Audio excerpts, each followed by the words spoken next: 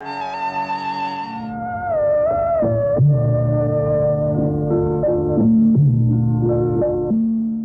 my work in this Pratt & Whitney, I was working about 4 months, staying in Hartford, Connecticut. Though it was a training in operating machine tools, I was given training on various machine tools. But I learned something much more, which is coming handy to me even today, and which, of course, I'm passing it on to others. And that is this, that most of the workers on the factory floor are quite happy to do the same work over and over and over again. They are not interested in taking new jobs, to learn new jobs. And this some fundamental lesson. A worker there came to me one fine morning and he was cussing at me saying, "Why am I asking a new work every day?" I said, "Don't you like it?" He said, "No, I don't like it. I'm quite happy with doing the same work every day. I'm doing the same work for the last 2 years, and I'm quite happy to do another 10 years. Now, this mental attitude towards work, I find it quite common among the lower class of workers who are not ambitious enough to do something more and go ahead. So, this criticism of exploitation of the workers or giving the same job, doing everything as it was portrayed or caricatured by Charlie Chaplin's Modern times. Modern Times. Yes. Now, that attitude, I think, is wrongly criticized. It is very much prevalent among the workers, and I find it even our people here in India, that people are not ready to learn something more and struggle for a little more to earn more money. They're quite happy to do what they're doing, and I have found people working 25 hours in the same machine, same operation, and they're quite at ease with their life. It is very And this was interesting. one of the fundamental lessons I learned on that floor. It is very interesting, Shatrurao, that you say so, because as you rightly say, it has been said that a job is monotonous. Yeah. But you feel that the mind of man generally, of a common man, Yeah.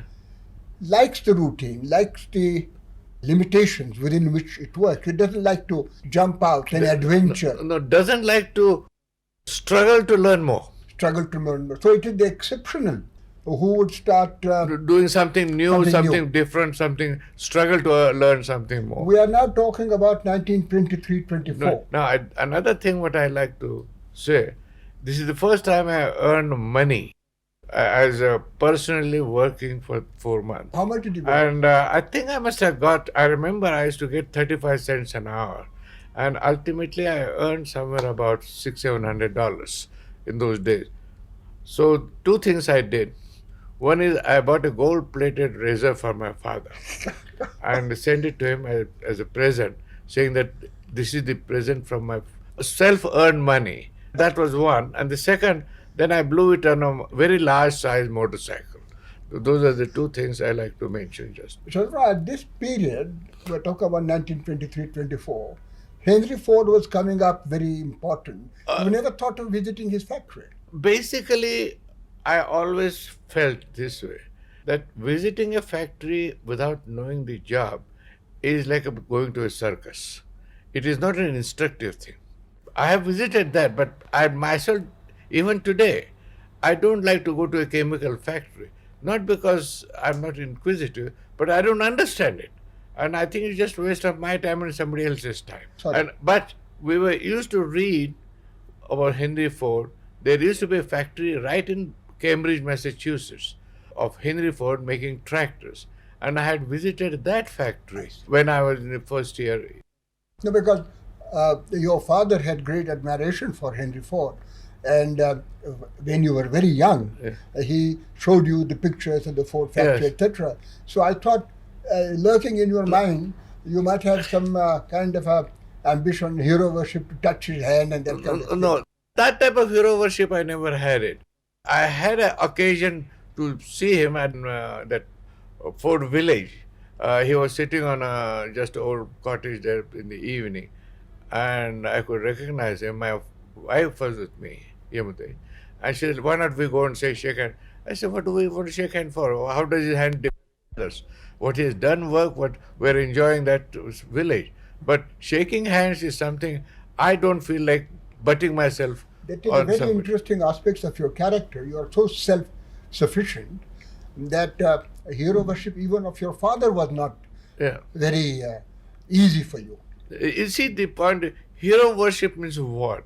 Just folding your hands and sitting at his feet? Yeah. Does not satisfy me. You're quite I would self- rather like to talk to him on something that I can learn something from him, or things like that. But just hero worship, looking at from a distance, oh, I saw today so and so, I think that has no meaning. Shantanu, now in MIT, 23rd and 24, 25, as you were going ahead, did you encounter many more personalities among the professors or among your students who helped in your process of development, like reading or meeting people, that kind of thing? I don't think directly anybody has helped me like that, unless the professors were teaching me, of course. Yes. The English teacher was trying to correct me, giving me different subjects. And at that time, I remember, which had nothing to do with the subject or learning English. One day he asked me to write a letter, essay on religion. He said, "You're a Hindu, you write something on Hindu." I think I was the last person to know anything about Hinduism or Christianity. But I don't know why, but I started going home, started thinking about it, and I wrote a kind of a essay, which his name, professor's name was Faulkner. He was an Irishman, and somehow or other, apparently it didn't go down his throat at all. It got stuck, and and the theme was how all religions, half of them, are same. That is, that man or the society should behave properly. And I theorized at that time that when there was no governments, no police department to maintain law and order, the man created the God as a carrot for him to work better, the hell as a demon Fear. for fear, and in between they created this thing, different rules, regulations, which are something in Christianity, the Ten Commandments, which are fairly common in all religions. Quite. And I don't see there is any much, according to geography and conditions, maybe a little different. But basically, it is to make the society behave peaceful. And there I have formed my opinion. God is a creation of man. Man is not a creation of God. How very right. And then the same people who made the society behave properly, being wise, they started being asked different questions. Oh, what is this sun? What is this earth? Why is it flat? How far is the ocean? How did the rain comes in? What is the lightning? All these factors, the creation of earth. Now, this is something at every time the wise men of various religions have given different explanations, because none of them knew exactly what it was. And today we know something else altogether. Right. And this is where the religions varied from one to other, and they keep on fighting over whether the earth was round or straight. But at this time, Chandra, did you read things like the origin of the species and No, I don't think I read it, excepting some small lessons here or there. newspaper Magazines, or in some of our textbooks had a Fram, the Voyage of Fram by Darwin. These things I had read. Yes. I used to read travel magazines like people going to the North Pole, South Pole. So you were more practically minded, and you didn't like any abracadabra, no kind of a No. flashy things about. If somebody is going to imagine something and write a story, I can imagine myself. So why to Okay. chew it that thing with somebody else? Quite So right. this was never attracted me. Before we come to some other things, I would like to ask you, in the MIT, there are so many avenues or so many doors were open Yeah. for you to look at the world. Did your musical aptitude develop in this area? Well, it was, I think the seed was being sown at that time. No doubt about it. My next neighbor, dormitory, He used to play The banjo, and and then one day he played music to me, which was a piece. It was called "Song of India." He said, "You must be knowing this." No, I never heard it before. Yeah. A Song of India was never played in India at all. It's and actually, it turned out to be a piece from an opera of names. The opera's name is Sadko, written by Rimsky-Korsakov, a Russian, and in which Rimsky-Korsakov. Rimsky-Korsakov, Rimsky-Korsakov. Korsakov, and he was the man. And this piece was picked up from that song. And actually, the story is there. Indian merchant tells this Sadko, is the name of the person, come to India, how India is, and the whole picture of that. And the song, it's a beautiful song, and I really enjoyed. But that was the beginning of that. Starting my the seed was there. Seed, as I said. Now, as of course you know very well that in America, Boston has one of the finest of museums. Yeah. And were you fond of visiting museums? Going Yes, to the Metropolitan I think in that's New York? that's a good question because in my third year, I took a course, Appreciation of Fine Arts. It was not how to draw a picture, but how to appreciate a picture, how to appreciate a statue, how to appreciate a building, how to appreciate the architecture. And this was a course, I took it, other than it was non-technical, non-nothing. And Boston Museum of Fine Arts was a center for this course. But as you were going to leave and come back to India, as you thought, permanently, and never return to America, what was the dominant emotional or intellectual feeling in your mind? My friends, full stop. Been living with them, enjoying with them. Quite right. My friends. Am I going to see them again? Yes. This was really the thought. And at that time, the type of communication, our financial long. thing put together, Yes. I had never thought that I was going to see them again. Fortunately, after 8 years, I did go with my wife, and we were well received. Well, again, it was a great pleasure to meet the same old gang.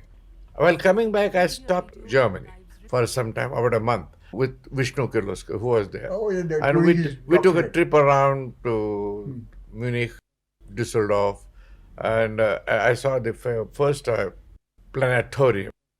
But I like to say a few things in America, certain special things that happen.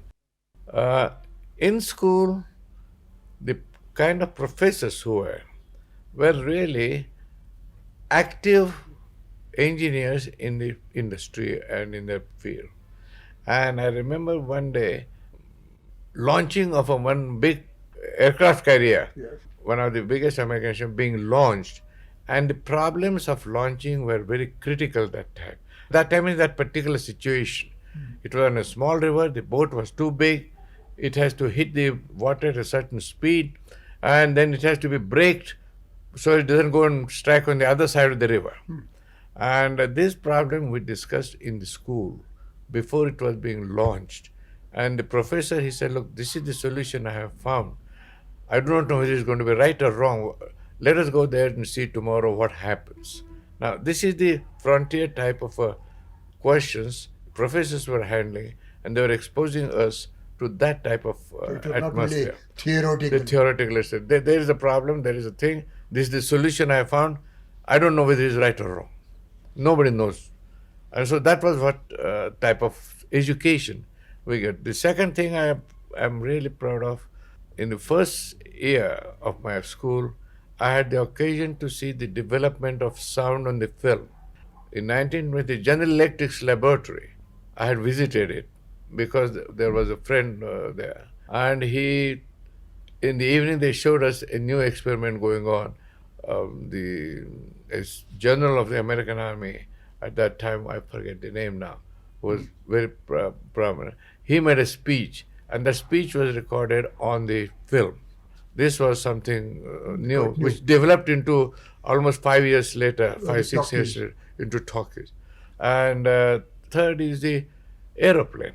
You see, I had the chance of getting into the aeroplane first time during this period, which was just a joy ride.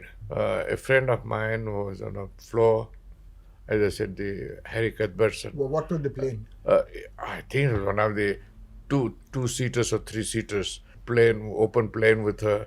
And the first time I get the feeling of the speed.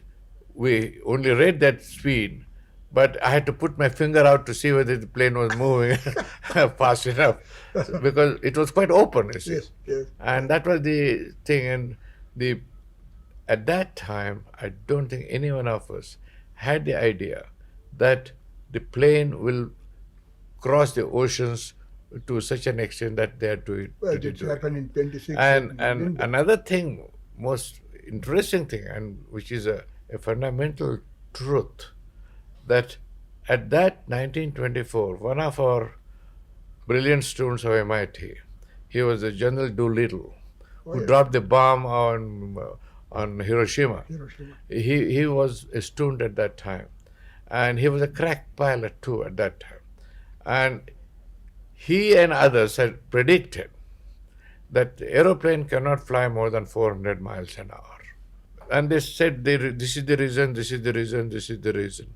And the wisest people of a particular time, their vision and their imagination, how it can be limited, Yes. and how it can prove wrong over a long period, that was something you can see back and see that they had predicted. I remember, a man cannot fly more than 400 miles an hour, and his physical conditions, the gravity and this and that, all sorts of things they mentioned. And that's what how they are proved wrong. That is a lesson itself for us to make any predictions today. Quite new. Just before that, I like to mention that talkies and aeroplanes. Another big institution was developing at that time, and that was the radio broadcasting. That was just starting there.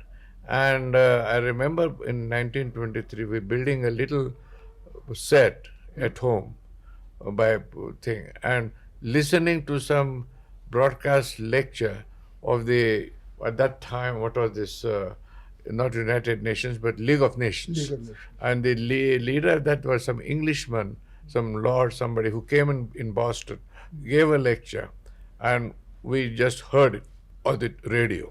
And that was the beginning in those days. Listening to station in radio in our thing was a long distance thing. Yeah. Now this thing has developed to such an extent. Now today you can hear any part of the world or telephone and this and that. But when you reached India, the reception in Bombay must have been quite overwhelming. Kirloskar was overwhelming. Bombay was just, I met some people whom I could not recognize. My cousin Bhaskar was, he had a big mustache, he was in the medical college. And I didn't know for about 1 hour who he was, though we had stayed together for 5 years in Kaun. So that's how it was. But my mother was there, and Of course. Bombay, Yes. but my father never came there. Oh, he didn't come? No, neither to send me off, not to receive me. Really? Yeah, Why? Well, I think he was just as practical as me.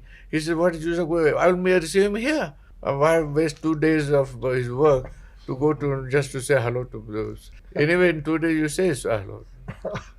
I think that must be his thinking. But when you first met your father, when you went to Kirloskar, what you... Oh, did well, you- it was a great pleasure to come back to. No, but I mean, was he emotional? No, nobody emotion.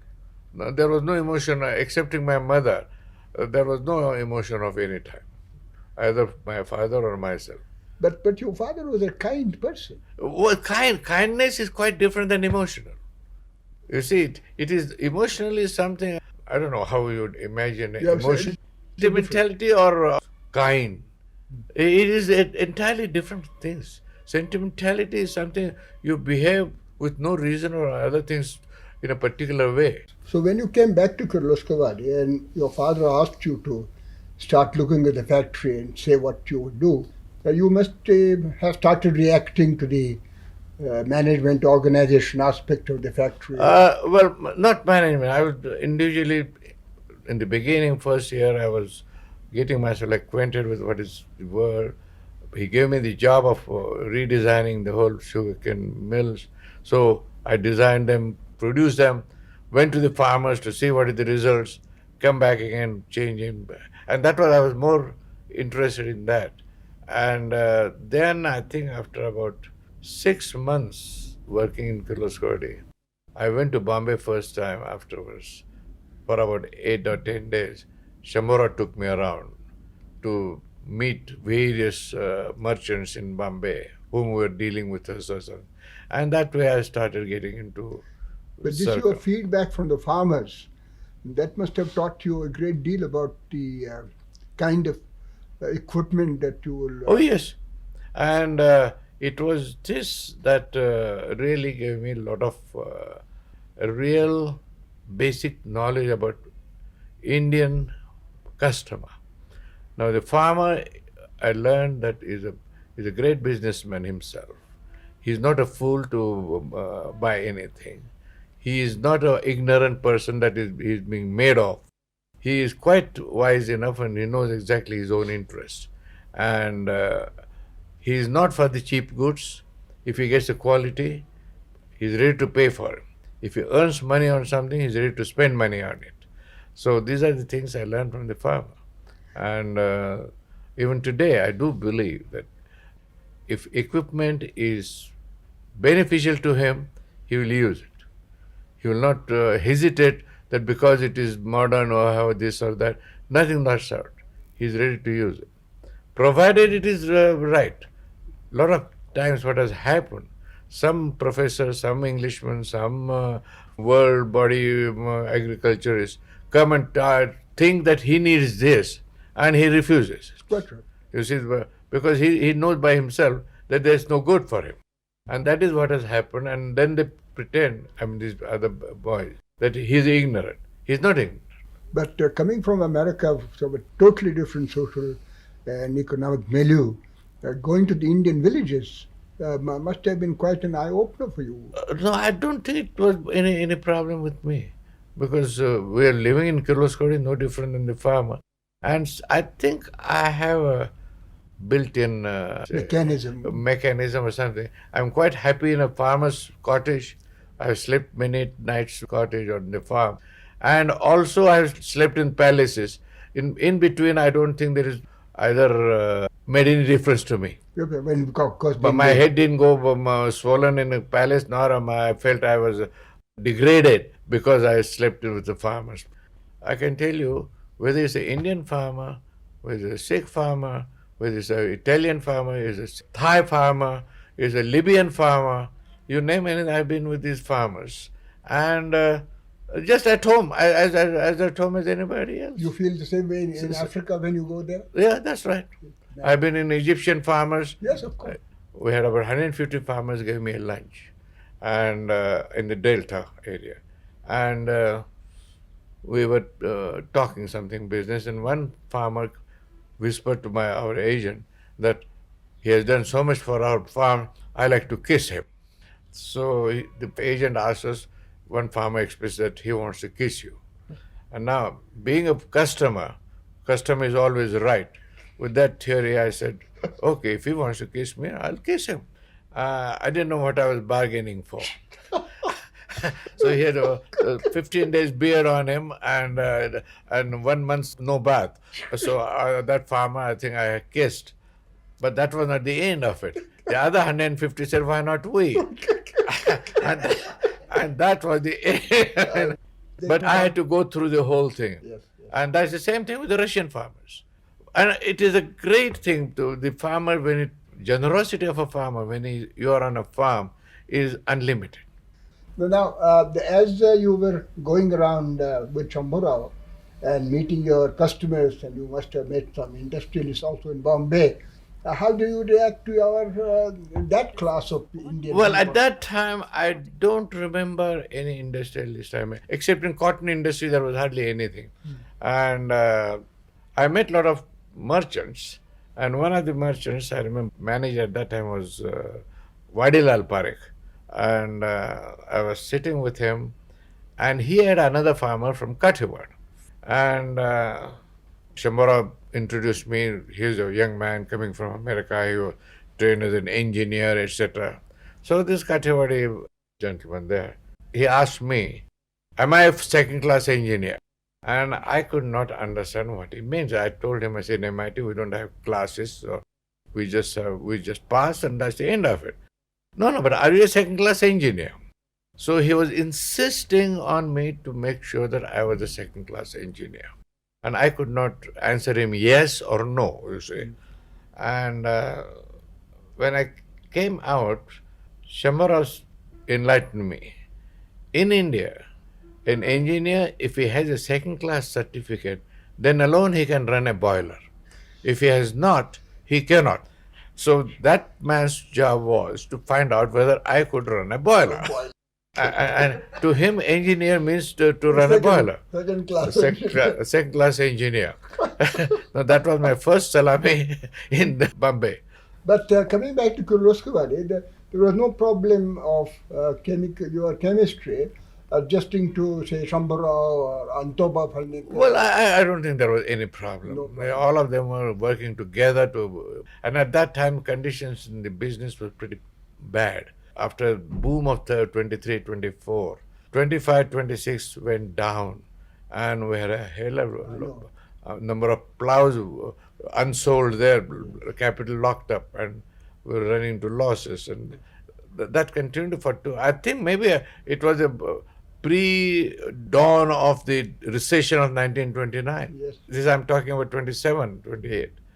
But basically, when you came to Kirloskar, the organization of the workers, which had been run more on the paternalistic lines through your father and Antava or Shambhura or Shankar Bhau or whoever they were, did you think that relationship would last long? No, I don't think we thought of anything about it because there's a natural thing. I mean, there were no such laws as Factory Acts, etc. in our state.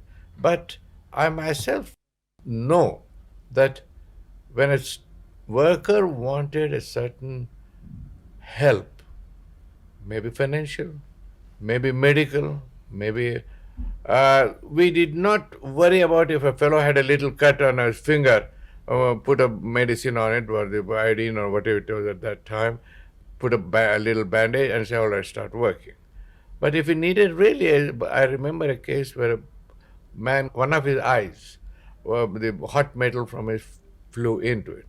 He was given every help that was possible to give without hesitation of cost in Mirage. That was the best that was available. So the taking care of the health of the workers was just as important without the law. And even today I feel, under today's law, that man with an injury to his eye wouldn't have got the medicine that we gave him at that time. At the same time, the fellow who had a little cut or little bruise here, we never worried about it, and he had to start working. But today he can knock off 10 days with pay and not work. He is benefited, and the fellow who really needs it is not benefited under today's law. So you think the good of this paternalistic system or the direct relationship had its special advantages, but it couldn't last. I mean, yeah, but there is also limits to it. If your organization is only about few hundred people, you know everybody. When it comes to more than 2,000, you start losing contact with them at all, and then you have to go through somebody else, and that somebody else may not react as you do. So there is a law is necessary at a particular stage of development. But you didn't lose, in spite of these laws and trade unions, etc., even later on, that your feeling for any no, I think still we have a feeling, and being workers ourselves, I mean, started our life with the floor of the factory. We know how the people react, what they're thinking, and what they're looking. And from the beginning, all our factories, we have been impressing on the workers that money does not come from a tree. You have to work for it. And if we work and earn money, profit, then alone you can get it. You have to create a wealth before you distribute it. And that is something we have been able to put it there.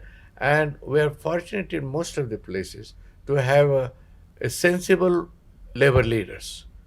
Of course, sometimes we have problems with cassette type of labor leaders, but by and large, we had a sensible labor leader. I would like to, before we come back to the organizational and the development in Kirloskar, I would like to, this is the period when you met Mahatma Gandhi. That is in 1934. I met Just Mahatma a Gandhi. little later on. Yeah. That's a little later on, in connection with the charka, Charka, the yes. Kale charka. Correct. And when you first took up this work of producing this charka, did you really feel that what Gandhi was up to from the point of view of the economic system that he thought was appropriate to India was correct? Or? No, from the beginning, I always thought that this is not the right way. There are two ways of looking at it. A man who is not doing anything, if he produces half a pound of thread or yarn, it's perfectly all right. There's nothing wrong about it. And he earns 4 annas, 8 annas, 10 annas. That is better than earning nothing. So, to that extent, I was quite for it. But to make it as a creed, to make it as a more busy man, to spend time on charkha for 1 hour or 2 hours or half an hour even, I said that's a waste of time. This is not the way to do it. This was my attitude to it.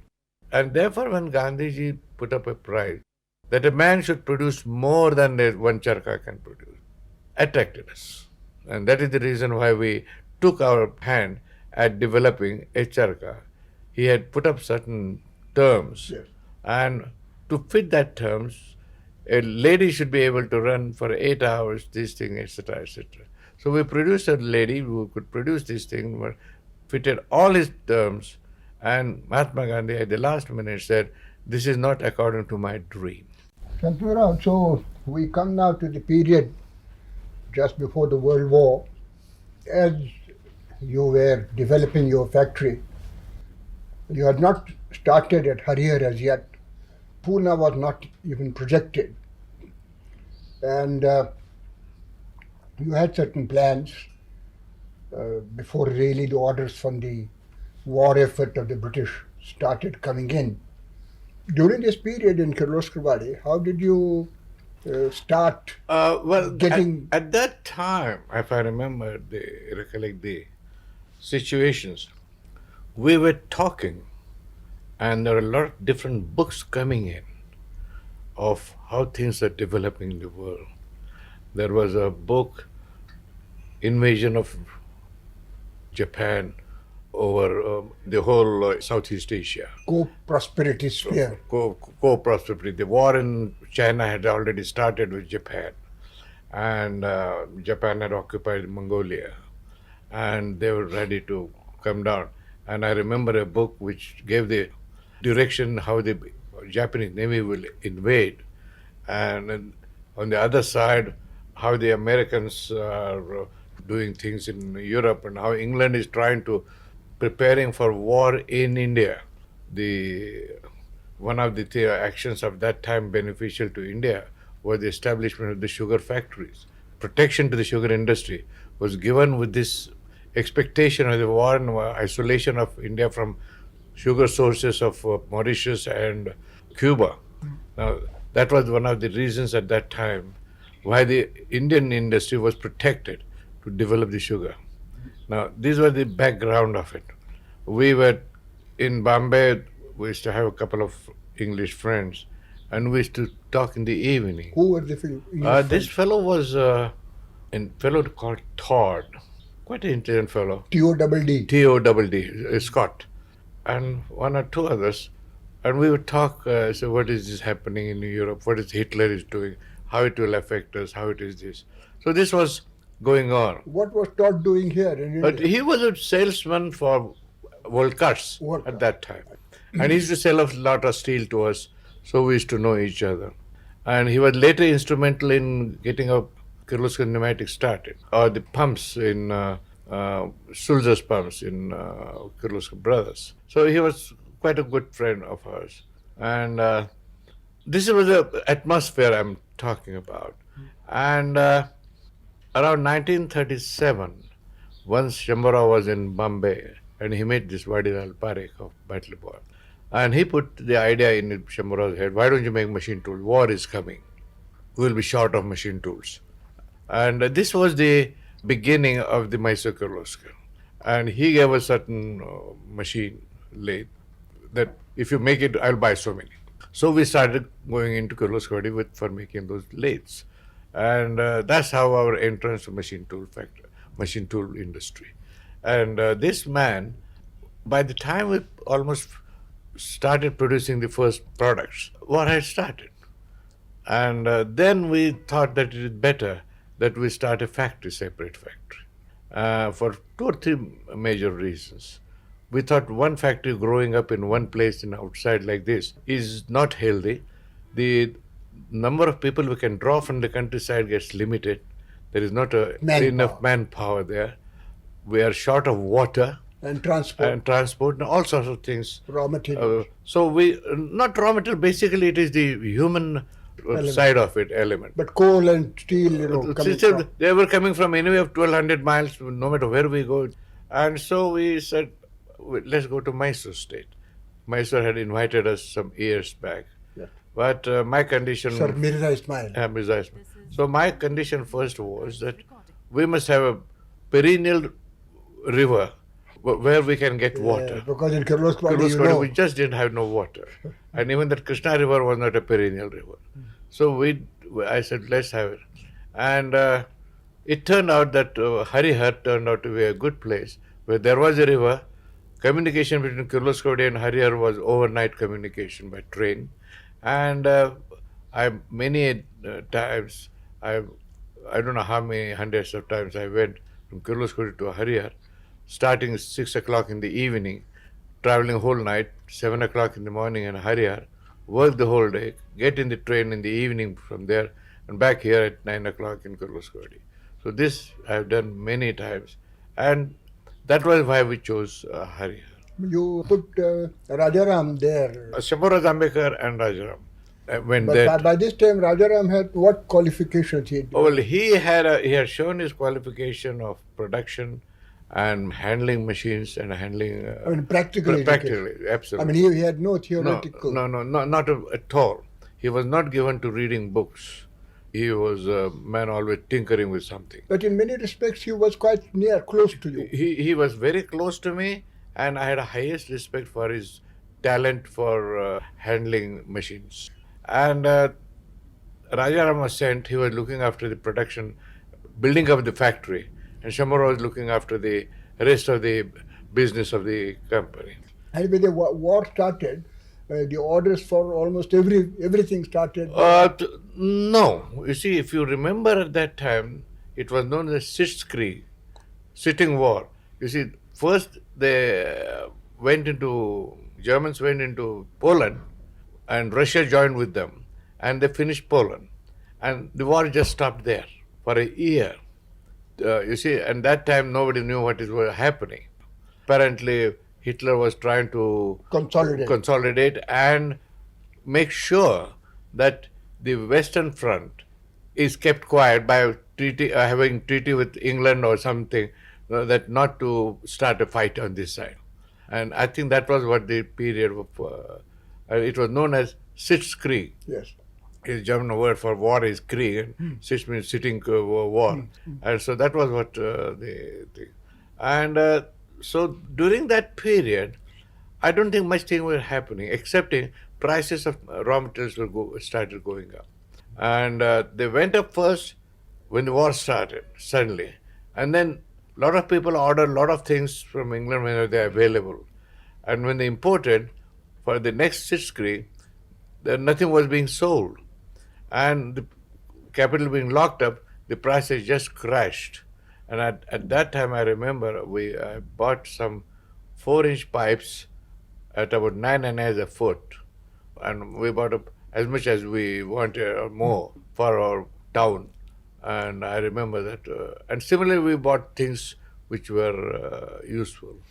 And the business was the army started buying furniture cots for the camp. So we got a large order for that. And that was the first time we went to bank to borrow money. Till then, Kirloskar Brothers never borrowed money from anybody, any bank. And it was Vaikuntha Mehta who helped The my cooperative father, bank. cooperative bank man. He had a branch in Yes, Kirloskar, of but they couldn't loan us money. So he talked with the management of Bank of India, and there was a British or a Scot manager. He talked with him, and he asked me to come there. And one Saturday afternoon, I go for Deccan Queen, Bombay, and I see him, and he said, I studied your balance sheet. How much money you want? I said, I'd like about 7 lakhs of rupees. That's all. He said, you can borrow up to 10 lakhs of rupees. And from next Monday, you can start drawing the checks. I mean, that was all the first thing. So, and afterwards, a lot of papers had to be signed. And on the papers, my father being the member of the managing agents, he had to sign. And he refused to sign. He said, I don't like this borrowing from the bank, and I don't want you to borrow from the bank. And that was what really the biggest stumble we had to cross before we could get the money. And we had to tell him, I said, look, conditions are changing. In your days, you never paid income tax. We are now paying income tax. We have this, that. And suddenly the order has come so much that our total business of the year was hardly 5, 6, 7 lakhs. Now here's one order coming 10 lakhs of rupees. He says, we need this material and we don't have that money. And we don't like to lose that opportunity. We can make those costs. So ultimately he agreed and he signed. So at this period of time, when this order started coming in, you started borrowing. That was really the start of the dynamics of your growth. I would put it that way. Then during the wartime, I was quite closely connected with the War Department. I mean, in a sense that we knew exactly what is happening.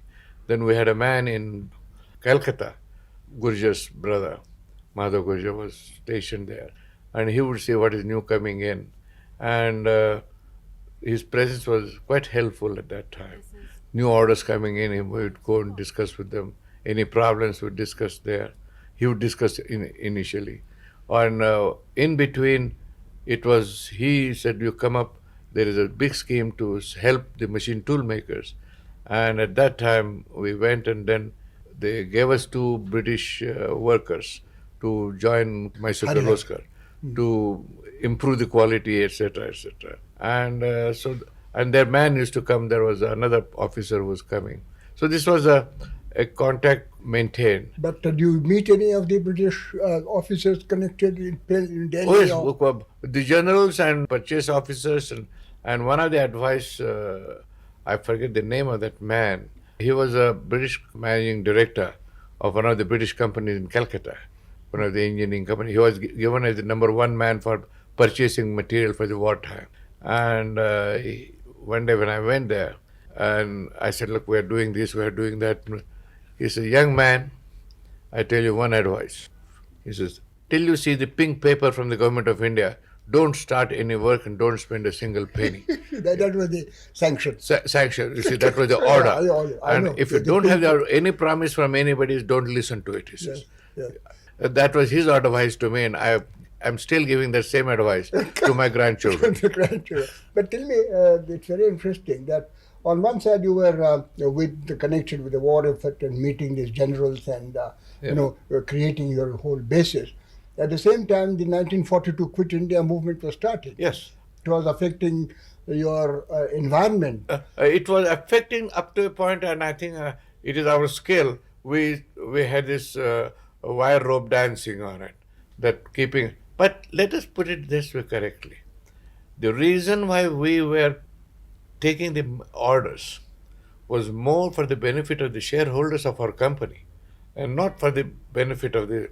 You see, the orders were comparatively less. And if we didn't do the war work, we couldn't get the raw materials for the other products, like coal, like steel, like other things, machine tools.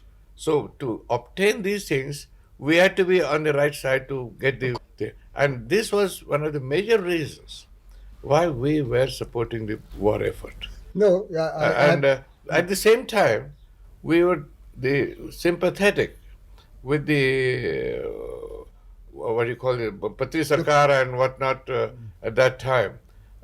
We knew things were going on, what they were going on.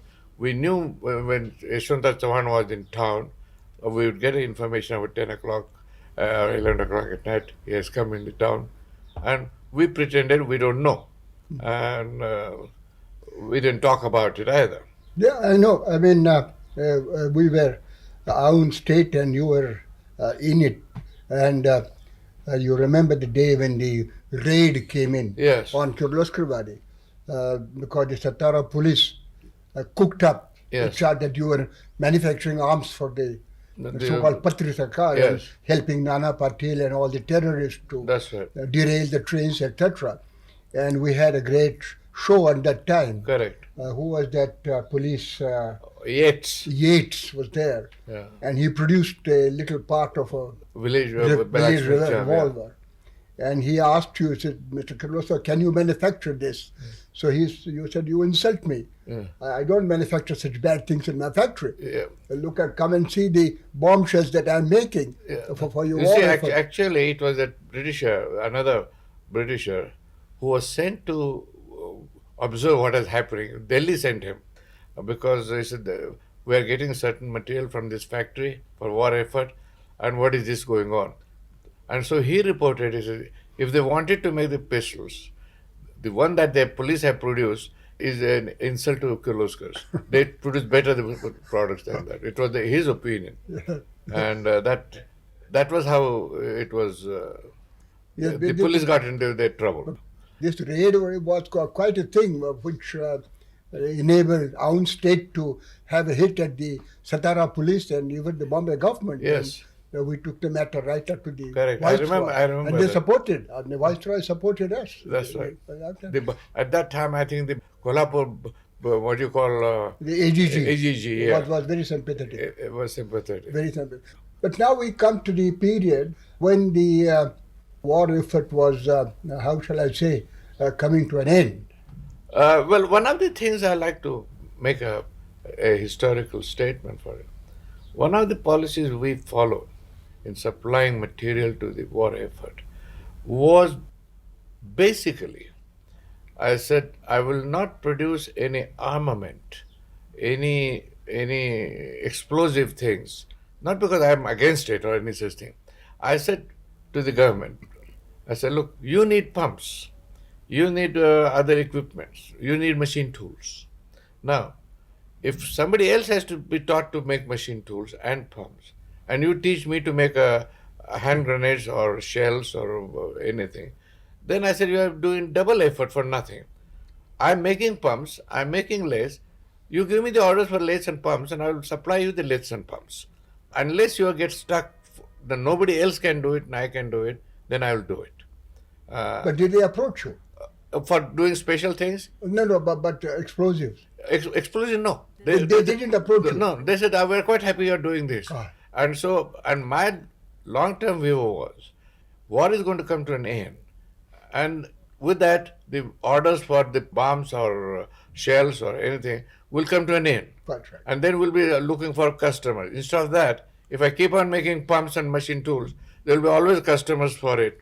And we don't have to change the factory, get out of business or anything. So my long-term view was, we are in the same business as we are, where instead of one customer, we're supplying to other customers. And that policy really helped us to expand. The machine tool factory expanded at that time. Our pump market expanded. We started making larger pumps. And this was the effect of it. Then you started the Mysore Electric later on. Much later. You see, the history of that one starts in 1943. 43. 43. War is going on. Yes. And at that time, our distributors in Madras, Perry and Company, I get a letter from one of their directors. Are we interested to make small diesel engines and electric machinery? And which both of these things we were doing before the war. Yes. We're doing the diesel engines as well as Electric motors. electric motors. And during the wartime also we were tinkering with it. My brother Ravi had come and he was producing certain electric motors. So we were quite ready to. He said, an English manufacturer wants to join hands. Would you like to do it? And then they set certain terms, we set terms, and correspondence in those days was through the censor and Of course. photographic copies would go from this end to that end.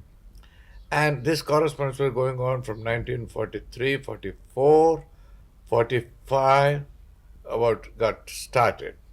And we came to the conclusion that it will not come to an end unless we see each other.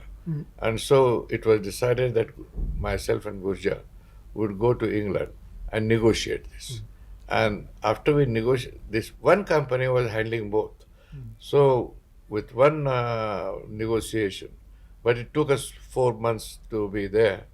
And at that time, the government of India, which was the British government in wartime days, gave us a special permission to fly to England. Special permission means special seat on the plane because Okay, seats on the they're plane not available. were not easily available. They were not British commercially Imperial Airways.